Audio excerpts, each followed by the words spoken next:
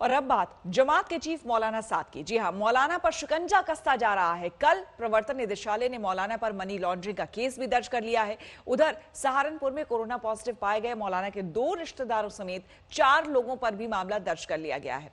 लेकिन मौलाना कहां है, कब गिरफ्तार होगा, इस पर कई सवाल है। ऐसी खबर है कि वो अपने ठिकाने भी बदल रहा है।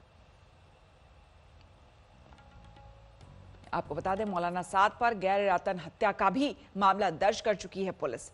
अब ऐसे में मौलाना साद छिपता फिर रहा है। हालांकि कहा यह जा रहा है कि वो पूरी तरह से पुलिसिया कार्रवाई में मदद करेगा।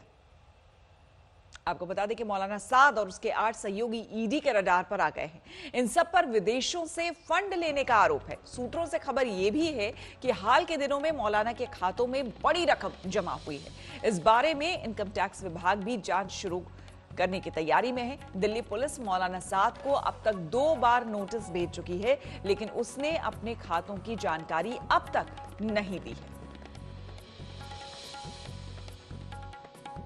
कानून के हिसाब से एक चीज़ समझे कि हमने 91 का जब नोटिस के रिप्लाई दे दिया है तो हम इन्वेस्टिगेशन ज्वाइन कर रहे हैं। वो पार्टली इन्वेस्टिगेशन तो ज्वाइन हो रही है।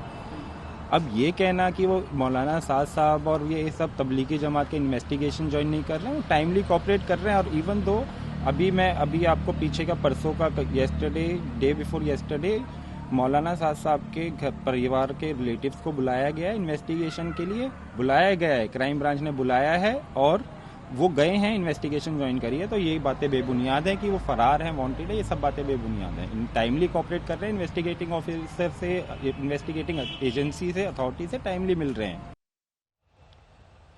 और मौलाना साद के बारे में ये खबर भी है कि उसकी कोरोना टेस्ट रिपोर्ट नेगेटिव आई है, जिसके बाद उसने दिल्ली के जाकिर नगर में ही अपना ठिकाना किसी मकान में बना लिया है।